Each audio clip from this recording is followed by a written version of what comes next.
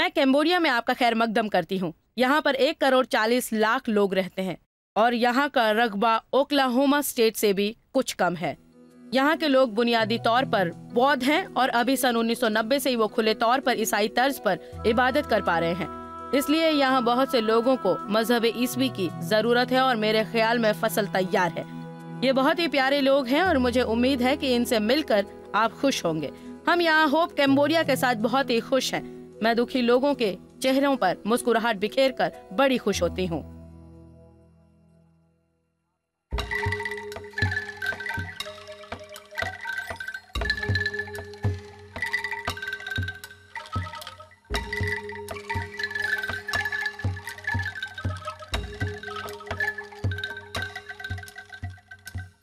Cambodia की ये हैरत अंगेज जगह एंकर वॉट टेम्पल है।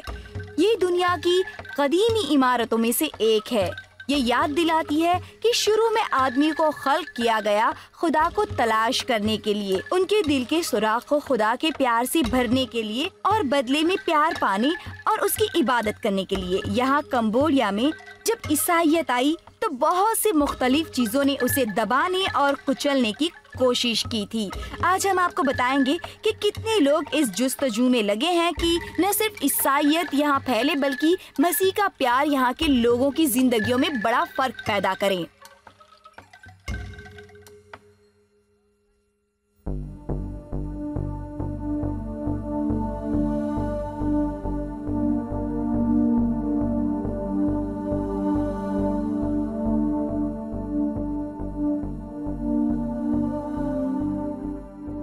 आपने कदीमी चीजें देखी, पर इन लोगों को समझाने के लिए जरूरी है कि हम आपको उनकी तारीख का स्याह पहलू भी दिखा दें। ये बहुत ज्यादातर खुशगवार नहीं है, पर ये चीजें रूनुमा हुई और मेरे ख्याल में यहाँ के लोगों की सही ढंग से मदद करने के लिए हमें उनकी तवारीख को समझना बहुत जरूरी है। जरा तसव्वुर कीजिए, आप अपने घर में रह रहे थे, आप खुश थे, आपकी अच्छी नौकरी थी, आप घर आते, आप काम पर जाते, आपकी जिंदगी खुशहाल थी, फिर अचानक बगैर किसी इत्तला या वजह के गवर्नमेंट आपका घर ले लेती है और ऐसे काम पर जबरदस्ती लगा देती है जिसके आप बिल्कुल भी आदी नहीं है। आप अपना सब कुछ खो बैठते हैं, आपको बिल्कुल मुख्तलिफ हालात में पहुंचा दिया जाता है बिना पूछे या वजह बताए कि ऐसा क्यों किया जा रहा है। अगर आप तालीम याफ्ता हैं, अगर आप मजहबी हैं, यहाँ तक कि अगर आप पढ़ने वाला चश्मा लगाए हैं जो ऐलान कर रहा है कि मैं पढ़ सकता हूँ, इतनी वजह काफी है आपको जेल में बंद करके बाद में फांसी चढ़ाने के लिए। यह हमारी समझ और तसव्वुर से भी ज्यादा है। सन 1975 से सन 1978 के दौरान कम से कम 15 लाख लोगों को मौत के मैदान में ज़िबा कर दिया गया। बहुत ही अंधोनाक चीजें यहाँ पर हुई। यहाँ अब भी इन इंसानों की हड्डियां और कपड़े हैं जिन्हें यहाँ मारा गया था। यहाँ पर बहुत सी इज्तिमाई कब्रें हैं। कुछ लोगों के सर कलम किए गए थे। चंद बच्चों को उस वक्त तक पेड़ से टकराया गया जब तक कि वो मर ना गए। मैं समझती हूँ कि यह सब सुनना बड़ा मुश्किल है, पर सिर्फ इसलिए कि हम कुछ सुनना नहीं चाहते, उसे हकीकत बदल नहीं चाहते। हम लोगों की मदद करने के लिए जो इस वक्त यहाँ है, हमें उस दर्द को समझना पड़ेगा जिससे वो गुजरे हैं, क्योंकि अब भी वो इंतहा खौफ में जी रहे हैं। हमने यहाँ लोगों की तबलीग की है और हमने उनकी रहनुमाई की है यीशु से रिश्ता कायम करने के लिए। बहुत से बुजुर्गों ने यहाँ तक कहा, मैं मजहब को मानने से डरता हूँ, मैं आपका मवाद पढ़ने से भी घबराता हूँ, क्योंकि अगर उनमें से कोई भी अफसर पलट कर आ गया जिसने माजी में हम पर जुल्म किया था तो वो हमें अब भी मार डालेगा। आप सोच सकते हैं कि जहां अगर आपकी तारीख हो तो वहां ये यकीन करना कितना मुश्किल है कि आपका मुस्तकबिल रोशन होगा। इसलिए हम यहाँ हैं मुल्क कंबोडिया के लोगों में उम्मीद जगाने के लिए।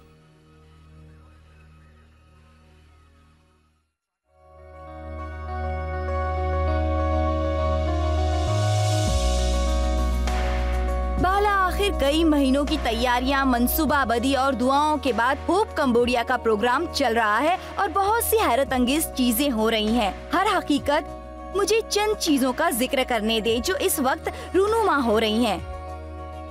इस खित्ते के गांवों और शहरों में फेस्टिवल ऑफ होप मुनअकीद हो रहे हैं, जो मीटिंग्स हैं और जिनमें हजारों लोग शिरकत करते हैं। इस बड़े मजमे में अच्छी खासी तादाद में लोग यीशु मसीह को अपना जाती निजात देहदात तस्लीम कर रहे हैं। पूरे इलाके में मेडिकल कैंप लगाए जाते हैं। रजाकाराना तौर पर मेडिकल से ताल्लुक रखने वाले लोग रोजाना यहाँ आकर तकरीबन 500 मरीजों का इलाज करते हैं। कुछ अहम चीजें यहाँ हो रही हैं और यहाँ न कि सिर्फ लोगों की तिब्बी सहूलियत मिलती है जिनकी उन्हें जरूरत है, पर इनमें से बहुत से लोग यहाँ मसीह को भी कबूल करते हैं। वो लीडर की तरबियत करते हैं, वो बच्चों के लिए काम कर रहे हैं और उन लोगों ने 14 होप सेंटर तमाम गाँवों में बनाए हुए हैं। उन्होंने अपनी इलाकाई जबान में जॉयस की तकरीबन 50,000 किताबें तकसीम की हैं ताकि उन्हें दीने पीसवी की मालूमात हासिल हो सके। अहम बात याद रखने की ये है कि ये सिलसिला अभी खत्म नहीं हुआ है, ये तो अभी शुरुआत है।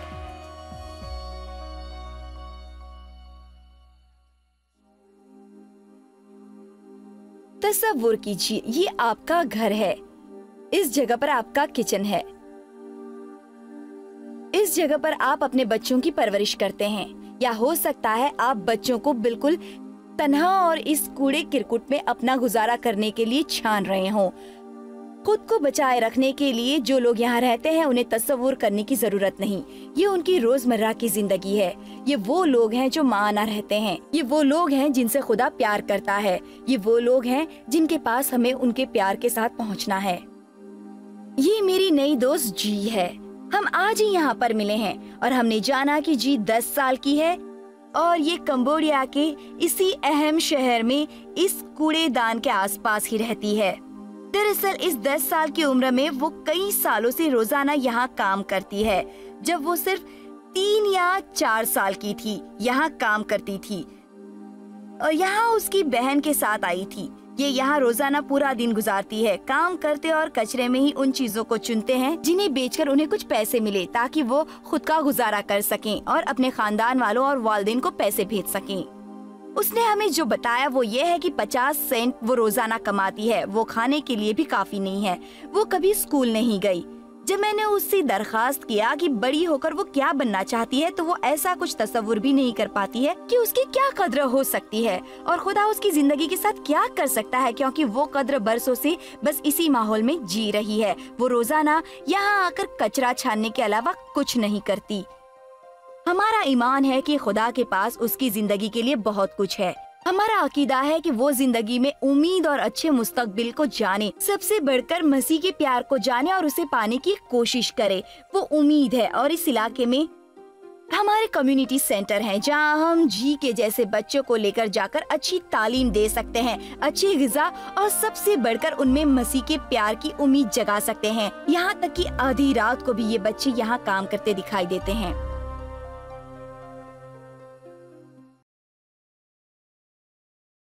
बेशक इसमें बड़ा खतरा है, फिर भी ये देर रात तक यहाँ काम करते रहते हैं और पूरी रात काम करके दूसरे दिन सोते हैं ताकि ज्यादा से ज्यादा पैसे बनाए खुद की और खानदान वालों की मदद करने के लिए। जो सबसे ज्यादा खुशी की बात है वो ये कि अब यहाँ कम्युनिटी सेंटर है। हम इस जगह से बहुत करीब हैं जहाँ इस वक्त हम हैं। ये इस तरह के बच्चों की जरूरतों को पूरा करेगा। मुमकिन है उन्हें तालीम से भी आरास्ता करे और आने वाले वक्तों में वो एक मुख्तलिफ जिंदगी और रोशन मुस्तकबिल पा सकें। मैं इस तरह की जरूरतों में लोगों को देखने की आदी बिल्कुल भी नहीं हूँ और जिस दिन ऐसा होता है वो दिन मेरे लिए बड़ा ही गमगीन होता है। मैं इसे खोना नहीं चाहती। मैं इस बू और आवाज़ों से दूर होना नहीं चाहती, क्योंकि इससे मेरे दिल में हमेशा एक एहसास रहेगा कि मुझे जीना है। इन्हें इससे छुटकारा दिलाने के लिए हमें इस बारे में कुछ करना चाहिए। मुझे ये एहसास मारे डालता है कि मैं यहाँ हूँ और कुछ नहीं कर पाई। मैं यही महसूस करती हूँ। खुदा का करम था कि मैं ऐसी जगह पैदा हुआ जहाँ सब कुछ इफरात था। मेरे बच्चों को कभी इस तरह की सूरत हाल का सामना नहीं हुआ। इसीलिए मुझे यह एहसास है कि मेरी कोई जिम्मेदारी है। जो नियामतें मेरे पास हैं उससे मुझे कुछ करना चाहिए। मैं खुशकिस्मत था, मेरे बच्चे खुशकिस्मत हैं कि ऐसी जगहों पर आकर रहमत का बायस बनते हैं और जो हमारे पास है वो लोगों को देते हैं। आज यहाँ आने पर मुझे अपनी जिम्मेदारी का एहसास हुआ है। जो मराद खुदा ने मुझे दी है वो मुझे किसी तरह इन बेशकीमती लोगों को लौटाना चाहिए। जो खुदा ने मुझे दिया है वो मुझे इनको देना है। हमने ज़िंदगी में पहले भी बहुत कुछ देखा है, पर ये सबसे ज़्यादा अफसोसनाक चीज़ है जो मैंने अपनी ज़िंदगी में देखी है कि जहाँ मेरे बच्चों की उम्र के बच्चे यहाँ वहाँ काम कर रहे हैं और वो भी रोज़ाना 50 सेंट की उजरत पर। इससे तो एक कैपुचिनो भी नहीं ख़रीदी जा सकती। इस गंदगी में ज़िंदगी तलाश करना बिलाज़त में मैं आज बहुत गुस्सा हूँ। मैं सोचता हूँ, मैं गुस्सा हूँ कि हमें किसी न किसी तरह कोई फ़र्क पैदा करना चाहिए। अगर हर महीने देने के लिए आपके पास $2 हैं या $1 या 2 करोड़ डॉलर, आपको ये कहीं से भी शुरुआत करनी चाहिए। मेरे ख़्याल में आपको कहीं ना कहीं से तो शुरू करना चाहिए और फिर खुदा के हाथ सौंप देना है और देखें कि आगे क्या होता है। जॉयस मायर जो कर रही हैं उनके साथ बस शरीक हो जाइए। आप तस्वीरों को देखें, बस बैठे बैठे चैनल बंद न कर दें।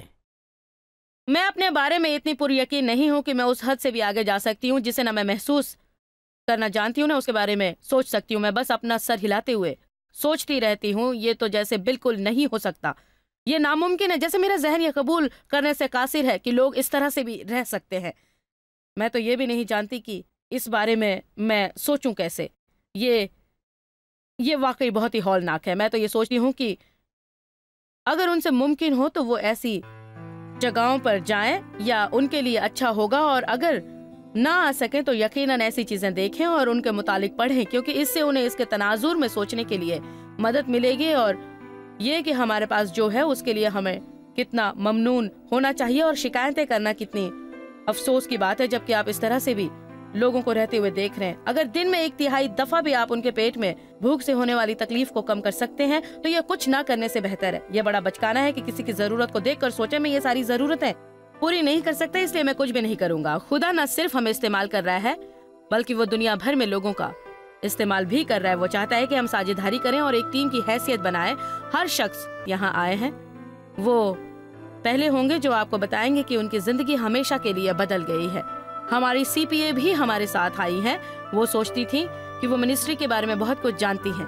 CPA के तौर पर उन्हें बड़ा नाज है कि पैसे सही ढंग से खर्च किए जा रहे हैं। अब वो कहती हैं कि यहाँ आने के बाद वो ऐसा महसूस करती हैं जैसे अब तक वो सिर्फ ख्यालों में जी रही थी और किसी भी तरीके से वो उस बड़े पैमाने के काम का सही अंदाजा नहीं लगा सकती थी जो हम लोगों के इश्तराक से उन मुल्कों में अंजाम दे रहे हैं, इन मुल्क के लोगों की मदद कर रहे हैं।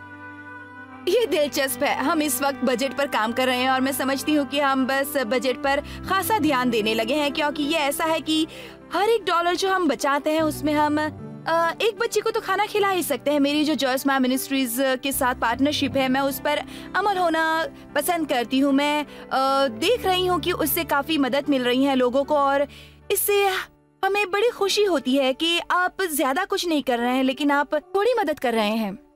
जॉयस के जरिए जो लोग कर रहे हैं इन लोगों की मदद करने के लिए वो सचमुच बहुत हैरत अंगेज है। उनका जो नाता है वो जबान बोल सकते हैं, वो बहुत थका देने वाला है।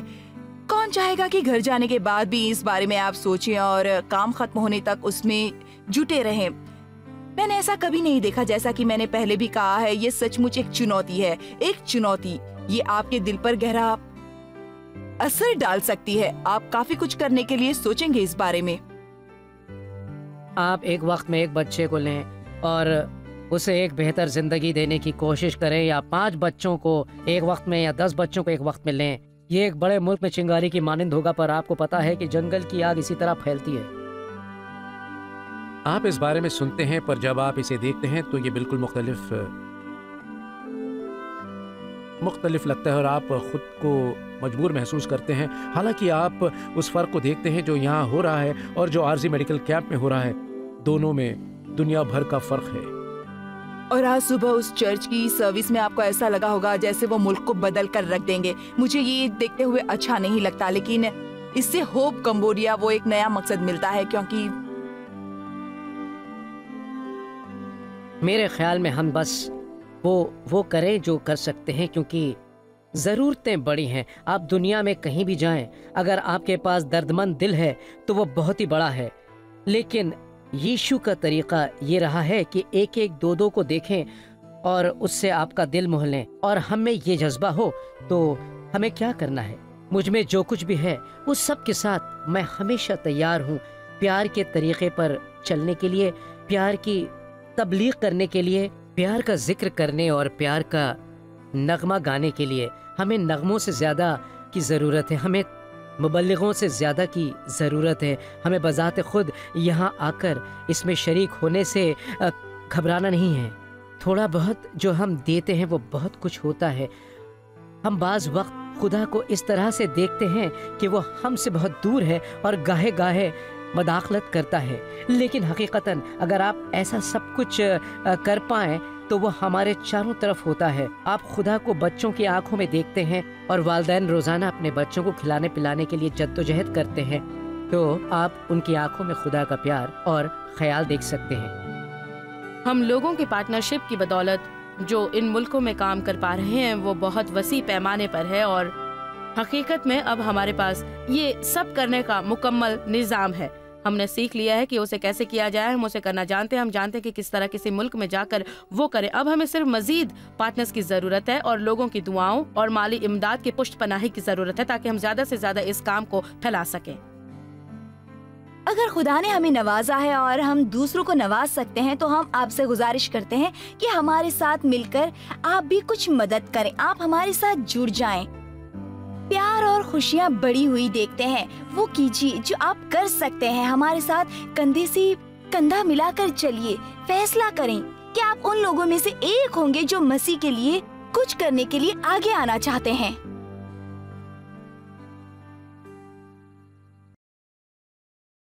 खास तौर पर यह सहूलत शहर की कचरा फेंकने वाली जगह से बहुत ही करीब है। ये कैम्बोडिया का सबसे गरीब इलाका है। यहाँ के ज्यादातर बच्चे इलाकाई कचरा पेटी से कूड़ा जमा करने में अपना दिन और कुछ तो रातें भी गुजारा करते हैं। अब आप जैसे लोगों की फराग दिली के सबब हम उन्हें खाना खिला रहे हैं और उन्हें पढ़ा रहे हैं। दरअसल यहाँ एक यतीम खाना होगा जिसमें तकरीबन 15 बच्चे मुस्तकिल तौर पर रहेंगे, पर इस वक्त तकरीबन 100 बच्चे तालीम पा रहे हैं और हम इस तादाद में मजीद इजाफा करना चाहते हैं। मेरे ख्याल में ये बड़ी अच्छी बात है कि कचरा पेटी में रोजाना कचरा चुनने की बजाय जो सिर्फ 50 सेंट में बेचा जा सकता है, ये बच्चे अब बच्चों की तरह खा पाते हैं, पढ़ पाते हैं और उन्हें खेलने और लुत्फ उठाने का मौका भी मिलता है। यहाँ कैम्बोडिया में इन बच्चों की जिंदगी में फर्क लाने में हमारी मदद करने का शुक्रिया। आप पर खुदा की रहमत हो। ये गांव है कनाटा। कंबोडिया के दूसरे गांवों की तरह ये भी एक गरीब गांव है। कुछ लोग यहाँ पर सिल्क बनाकर अपने खानदानों का गुजारा करते हैं, पर ज्यादातर लोग तालीम की कमी की सबब एक अच्छी मेयारी जिंदगी नहीं जी पाते हैं। जैसा कि आप देख रहे हैं, यहाँ बहुत सारे बच्चे हैं और उनकी चंद बहुत सारी जरूरतें हैं। एक चीज यहाँ पर बड़ी आम है कि अगर इन बच्चों के वालिदैन में से कोई एक मर जाता है तो दूसरा दोबारा शादी करके अपनी गृहस्थी बना लेता है और फिर अक्सर उन बच्चों को तन्हा छोड़ दिया जाता है। आमतौर पर उन्हें खुद अपनी जिंदगी की देखभाल के लिए कुछ करना पड़ता है। इसीलिए हम इनकी जिंदगी में फर्क लाने की कोशिश कर रहे हैं। यहाँ पर बच्चे रोजाना जाकर तालीम और अच्छा खाना पा सकेंगे। बहुत से बच्चे यहाँ रहा करेंगे ताकि वो फैमिली की कमी महसूस न करें। आज जब हम इस गांव में आए एक नए होप सेंटर को इन्हें वक्फ कराने के लिए, दर हकीकत ये पहली बार हुआ कि इस गांव के ज्यादातर लोगों की उम्मीदें किसी फॉरेनर से जुड़ी हुई हैं। डेविड मायर यहाँ काफी समय से है। डेविड यहाँ कंबोडिया में कई हफ्तों से रह रहे हैं, शायद कई महीनों से, मुझे ठीक से पता नहीं है। और वो होप कंबोडिया के लिए इन तमाम चीजों को बरूए कार ला रहे हैं। बिल्कुल बिल्कुल। 30 दिन नाकाबिले यकीन रहे। जितना मिनिस्ट्री का काम हम कर रहे हैं एक एक करके या ग्रुप में, ये तो हमारी फेहरिस्त में भी न था। हर तकरीब बड़ी शानदार रही। कुछ मुश्किलें भी दरपेश हुई, पर खुदा ने आसानियाँ पैदा की और जैसे इस पूरी मुहिम पर रहमत नाजिल करता रहा। हमारे पीछे जो हो रहा है वो एक मिसाल है उन बहुत से सेंटर्स की जो तमाम गांव की और साथ ही साथ यतीम खानों की जो पूरे कंबोडिया में बनाए जा रहे हैं की मदद करेगा। इनमें से कितने होप कंबोडिया की वजह से तामीर किए गए हैं? कुल मिलाकर 15 हैं जिन्हें हम होप सेंटर्स कहते हैं। ये दरअसल मुश्तरका हैं। कुछ चर्च की इमारतें हैं, कुछ कम्युनिटी की मीटिंग की जगहें भी हैं, पर हर किसी में यतीम खाना ज़रूर होता है ताकि वहाँ यतीम बच्चे रह सकें। उनमें से 9 में हम खाने का प्रोग्राम भी रखने वाले हैं। जो बच्चे यतीम हैं और जब वो यहाँ आते हैं तो उनकी जिंदगी जैसे तब्दील होकर रह जाती है ना? इन्हें उससे नई शुरुआत मिलती है ना? ओह हाँ हाँ, इस मुल्क में गरीबी हद दर्जा है। हमने मेडिकल कैंप लगाए थे जब हम यहाँ थे। औसतन एक कंबोडियाई 3 साल में एक बार डॉक्टर के पास जाता है। इन इदारों की एक बड़ी बात यह होगी कि हम लोगों को राहत देंगे और उन्हें अपने दांतों के सड़ने और भूख और तिब्बी देखरेख जैसे मसलों से निमटना नहीं पड़ेगा। इसलिए हाँ, बेशक उन 100 बच्चों की जिनकी हम इन इदारों के जरिए मदद करेंगे, उनकी जिंदगियां मुकम्मल तौर पर बदल जाएंगी। जो बात मुझे सबसे ज्यादा हैरान कुन लगती है वो ये है कि कितना कम पैसा दरकार है एक बच्चे की जिंदगी में मदद करने और उसके लिए फर्क लाने में। हम बहुत कम पैसों में उनकी बहुत अच्छी मदद कर सकते हैं। जी। जॉयस मायर मिनिस्ट्रीज की एक खूबी ये है कि कुछ इदारों के जो ज़ायद खर्च होते हैं उन्हें भी वो संभाल लेती है। इसीलिए आप जो कुछ भी देते हैं इन प्रोजेक्ट्स के लिए, वो सीधा खाने पर, तिब्बी इमदाद और तालीम पर खर्च किए जाते हैं। हमें ये पसंद है क्योंकि मेरे ख्याल में बस चंद डॉलर से हम महीना भर किसी बच्चे को खिला सकते हैं। इसीलिए ये बड़ी अच्छी बात होती है।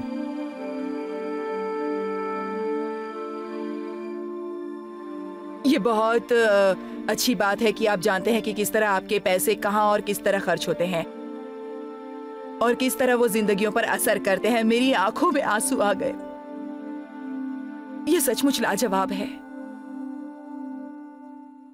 ये एक तुम्हारे लिए है, ये इस लड़के के लिए है। ये बैग 70 बच्चों को मिल रहे हैं जो यहाँ रोजाना आते हैं खाना खाने और तालीम पाने के लिए और बेशक खुदा की मोहब्बत के पैगाम को समझने के लिए। ये बच्चे ये जानने के लिए बेचैन है कि इस बैग्स में क्या है। अगर आप इसमें देखेंगे तो सीखने के लिए इसमें सब कुछ मौजूद है। किताबें हैं, लिखने के लिए स्लेट है, रूलर, पेन, पेंसिल और रबर है। वो सब कुछ है जो दुनिया के किसी भी स्कूल जाते बच्चे को चाहिए। तो तुम तैयार हो इसके लिए? शुक्रिया। इस छोटे से बच्चे का नाम है वॉविन। ये 9 साल का है।